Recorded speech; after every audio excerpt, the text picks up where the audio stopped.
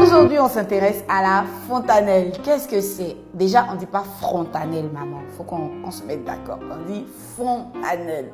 La fontanelle, c'est cet espace mou là que vous voyez au milieu de la tête de votre nouveau-né. Il y a deux fontanelles. Il y a la grande fontanelle qui se situe là, d'accord? C'est sous forme de losange. Et la petite fontanelle qui est derrière, sous forme de triangle. Quel est le rôle de ces fontanelles-là? Déjà, à la naissance, les fontanelles vont faciliter la sortie de la tête du bébé puisque le crâne n'est pas encore totalement ossifié. Donc, le crâne peut prendre toutes sortes de formes. On peut faire la pression facilement là-dessus pour aider la tête du bébé à sortir le bébé. La fontanelle également va permettre le bon développement du cerveau de votre bébé. Parce que quand le bébé naît, son cerveau est tout petit. Et le cerveau va se développer au fur et à mesure pour atteindre la taille finale vers 3 ans. Et au fur et à mesure que le cerveau se développe, le crâne qui n'est pas totalement ossifié va également aussi faire la place au bébé jusqu'à ce que le cerveau ait sa taille finale. Et en troisième élément, la fontanelle peut aider à détecter certaines maladies chez le bébé. Et ça, on va en parler tout à l'heure. Alors, quand est-ce que la fontanelle se ferme? Il faut savoir que la fontanelle se ferme à partir de 9 mois, entre 9 mois et 2 ans. Ça varie d'un bébé à un autre. Chaque bébé a sa façon d'évoluer. Donc, il n'y a aucune urgence, maman, à faire des médicaments ou bien à œuvrer pour que la fontanelle se ferme tôt. Parce que quand la fontanelle se ferme précocement, cela aussi cause un problème. Cela pose un problème, oui, au bébé parce que le cerveau qui n'a pas fini de grandir, eh bien, n'a plus d'espace pour se développer puisque les os du crâne se sont finalement soudés, il n'y a plus de place. Donc, ça, c'est un danger.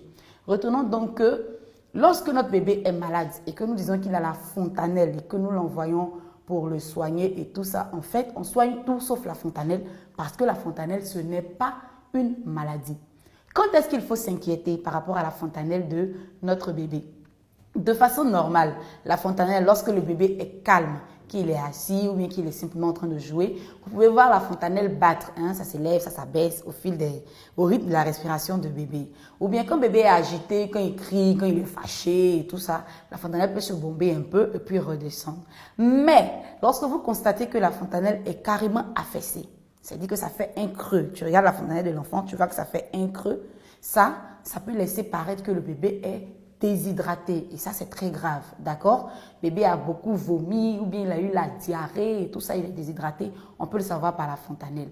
Ou alors lorsque la fontanelle est bombée, vous remarquez que la fontanelle est carrément bombée, ça ne va pas se soulever, eh bien ça peut être le signe d'une méningite, le signe d'une infection. Et là il faut s'inquiéter, il faut courir voir un médecin, voir un pédiatre.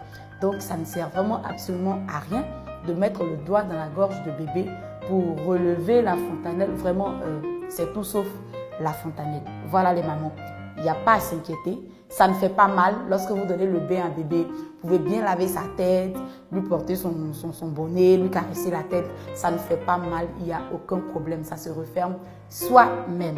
Voilà, vous avez les informations qu'il faut, vous savez quand vous inquiéter, vous savez quand ne pas vous inquiéter. Prenez bien soin de vos bébés, chouchoutez-les, je vous aime, on se revoit mercredi prochain à midi.